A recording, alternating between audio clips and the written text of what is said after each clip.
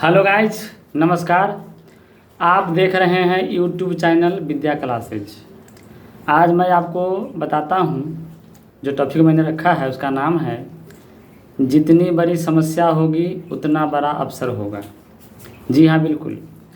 समस्याएं हमेशा अवसर लेकर आता है, लेकिन हम लोग पहचान नहीं पाते हैं कि आखिर अवसर क्या है। अगर बाढ़ आ जाए तो बहुत लोगों के लिए समस्या हो जाती है, क्या करें क्या ना करें, कैसे रहें ना रहें। लेकिन जो मछुआरा होता है, मछली मारने वाले लोग होते हैं, उनके लिए एक उपाय हो जाता है कि चलिए मछली मार लेते हैं, और वो उस अवसर का लाभ उठाते हैं, मछली पकड़ते हैं। जो नाव बनाने वाले बढ़ई होते हैं वो नाव बनाकर बेच लेते हैं, उनके लिए अवसर हो गया। उसके अलावा जो रेशम बेचने वाले लोग हैं वो रेशम बेचते हैं, और रेशम से जो मल्लाह जाति के लोग हैं खरीदते हैं, जाल बुनते हैं और मछली मारते हैं। तो कहने का अर्थ ये है कि जितनी बड़ी समस्या होगी उतना बड़ा अवसर होगा। हमेशा समस्या में अवसर ढूंढिए, और ढूंढना ही चाहिए, क्योंकि वही आपको नए ज्ञान के लिए प्रेरित करेगा। काहे कि प्रतिदिन ज्ञान बढ़ रहा है, और ज्ञान कहीं बाहर से नहीं आता है। कहा गया है, ज्यों तिल माही तेल है, ज्यों चकमक में आग, तेरा साईं तुझ में है, जाग सके तो जाग। मतलब ये हुआ कि ज्ञान हमारे अंदर है, ज़रूरत है तलाश करने की। जैसे खेत के अंदर बीज है, साई मोथा जंगल जो होती है उसका ही बीज होता है, तो ज़मीन के अंदर रहता है। लेकिन जब ही समय आएगा, ऋतु आएगी, वो पौधा बाहर निकल जाएगा। जैसे गेहूं के खेत में अपरा पिपरा होता है, मिसिया होता है, तो उसका बीज क्या बाव किया जाता है? अरे नहीं, उसका बीज बाव नहीं करते हैं, वो धरती के अंदर रहता है। लेकिन जब ऋतु आती है तो फिर बाहर निकलता है, पौधा बन जाता है। तो जितनी बड़ी समस्या होगी उतना बड़ा अवसर होगा। लेकिन सवाल ये है कि अवसर सबके लिए नहीं होता है। जो उस अवसर के तलाश में है या जिसको उस अवसर की जानकारी है, उसके लिए वो अवसर है। सबके लिए तो हो नहीं सकता है। अब मान लीजिए कहीं गाड़ी एक्सीडेंट की गई, तो जो एक्सीडेंट करने वाले हैं उनके लिए अवसर थोड़े है। अवसर उनके लिए है जो चिकित्सा विभाग से जुड़े हुए हैं, डॉक्टर हैं, वो उसका इलाज करेंगे, उनको पैसा मिलेगा। महामारी आती है तो उनके लिए अवसर नहीं है, जो महामारी के शिकार हो गए। लेकिन जो डॉक्टर है उनके लिए तो अवसर है। जो उनको ले जाएगा वाहन वाले, उनके लिए तो अवसर है। तो जितनी बड़ी समस्या होगी उतना बड़ा अवसर होगा।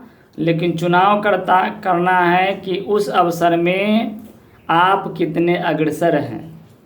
अगर आप उस अवसर का लाभ नहीं उठाने पाने के लायक हैं तो आपको उसका लाभ नहीं मिलेगा। लाभ मिलेगा उनको जो उस अवसर के तलाश में थे कि हमको ये अवसर मिलना चाहिए। और प्रकृति में एक चीज़ है कि जिसको जिसकी तलाश है उसको वही मिलता है। इसमें कोई दूमत नहीं है, देर हो या सवेर हो। दूसरी एक और चीज़, प्रकृति हमें लौटाती है, कुछ एक्स्ट्रा नहीं देती है। हम जो भी देते हैं उसके कई गुना करके वापस करती है। कभी कभी क्या होता है कि बैंक में अगर आपका खाता खुला है, उस पर रुपया है, और आप गाह बेगाह चले गए, तो बैंक वाले क्या करते हैं, आपसे आपके नॉमिनी का नाम पूछेगा और उसको भरवाता है। क्योंकि बैंक वाले को पता है कि दुनिया का सबसे कठोर सत्य वह है मौत, जो सबको आनी है, और कब आ जाएगी इसका भी कोई तिथि तय नहीं है। इसलिए जो भी बैंक वाले हैं वो आप जब फॉर्म भरते हैं बैंक का खाता खुलवाने के लिए, तो नॉमिनी का नाम डलवाते हैं। काहे? इसलिए डलवाते हैं कि गाह बेगाह यह आदमी चला गया बिना बताए, तो इसके पैसे का लेनदार कौन होगा? आखिर वो पैसा जो रखेगा खाता पर उसका होगा क्या। तो उसके लिए नॉमिनी होना ज़रूरी है और वो पैसे नॉमिनी को दे दिया जाता है। ठीक प्रकृति में भी यही चीज़ है। आप जो भी कर्म करते हैं, जहाँ भी करते हैं, उससे कोई बहस नहीं है। अगर आपके द्वारा किया गया कर्म का फल आप नहीं पा सके तो चिंता करने की ज़रूरत नहीं है, वो फल आपके बेटों को मिल जाएगा। अगर बेटा भी अस्वीकार किया, कहा कि नहीं हमारे पिताजी नहीं थे या इनसे ही गलती नहीं हुआ है, तब प्रकृति इंतज़ार करती है, वो आपके पोते को दे देगा कि चलिए भाई ये फल थोड़ा तुम चख लो, क्योंकि उन्होंने ऐसा किया था। और ऐसे भी बाबा के धन पर पोता का पूरा अधिकार होता है। एक बाबा की कहानी मैं आपको सुनाऊं कि एक बाबा बड़े दूसरे टाइप के लोग थे, दूसरे के बहू बेटी को देखकर आहे भरा करते थे और वो चले गए तो उनका फलाफल तो उनको मिला नहीं। शायद बैंक वाले को पता नहीं था कि इनके खाता पर कुछ रकम है। उसी तरह से प्रकृति हो सकता है मिस कर गई होगी, तो प्रकृति उनके घर में एक ऐसी महिला को ला दिया जो ब्रेन का थोड़ा ढीला है, तो वो अपना प्रदर्शनी लोगों को दिखाती है। काहे? उसमें उसका गलती नहीं है।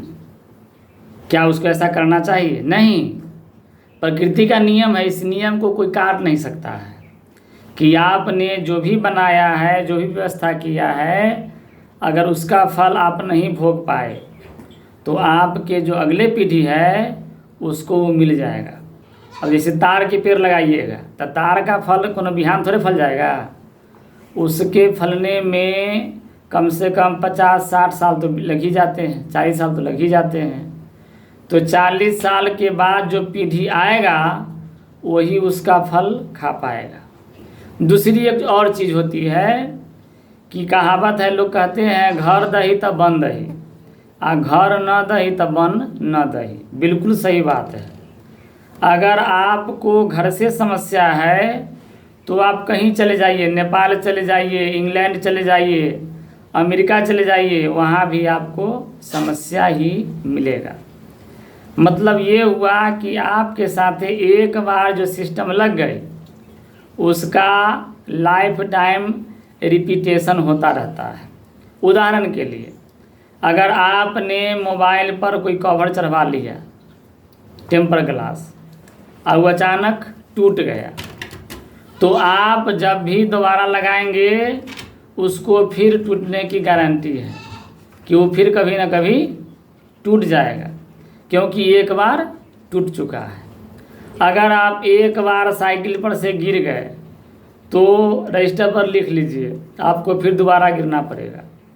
मतलब ये हुआ कि लाइफ में जो घटना एक बार घट जाती है उसका फिर रिपीटेशन होना है। अगर एक बार कहीं आप ठगा गए तो क्या होता है, दोबारा ठगाने की 60% गारंटी है। कुछ लोग नहीं ठगाते हैं, सतर्क हो जाते हैं, लेकिन चांस रहता है। अब ऐसा क्यों होता है? क्योंकि एक गाना आया था, राहों में उनसे मुलाकात हो गई, जिनसे डरते थे वही बात हो गई। जब हमारे साथ कोई अप्रिय घटना घटती है तो मेरा मन बार बार यह कहता रहता है कि हो ना हो कहीं ऐसा ना हो जाए, हो ना हो कहीं ऐसा ना हो जाए। तो हमारे मन के अंदर एक बैठा हुआ अवचेतन मन है, वो इस बात को सच मान लेता है और ऐसा घटना करा देता है, ताकि ये हो ना हो जो लफ्ज़ है वो हमारे अंदर से चला जाए। चूँकि हमारा अवचेतन मन नहीं चाहता है कि हम दुखी रहें, और हो ना हो एक ऐसा शब्द है जो हमें हमेशा दुखी करता रहता है। इसलिए अपने अवचेतन मन को सही गाइडलाइन देने की ज़रूरत है, तथा अपने हाथ से जो भी कर्म करते हैं उससे पहले सोचिए कि अगर इसका फलाफल आप नहीं भोग सके तो आने वाला पीढ़ी को ये फल छोड़ेगा नहीं, उसको मिल जाएगा तो शायद वो आपको गाली पढ़े, आपको कोसे। इसलिए जो भी कर्म करिए पूरी सोच समझदारी के साथ करिए। किसी को सताइए भी तो सोच करके क्योंकि घड़ी की सुई लगातार 12 पर नहीं रहती है, कभी कभी उसको 6 पर भी आना पड़ता है। तो 12 पर होकर के जब ऐसे कीजिएगा तो 6 पर कभी आइए तो पूछेगा बीच वाला 3 और 9 क्या हाल है, मन लगता है। तो इस तरह की बातें होती है। चलिए मिलते हैं अगले वीडियो में, तब तक के लिए अपना ख्याल रखिए। जय हिंद, जय भारत।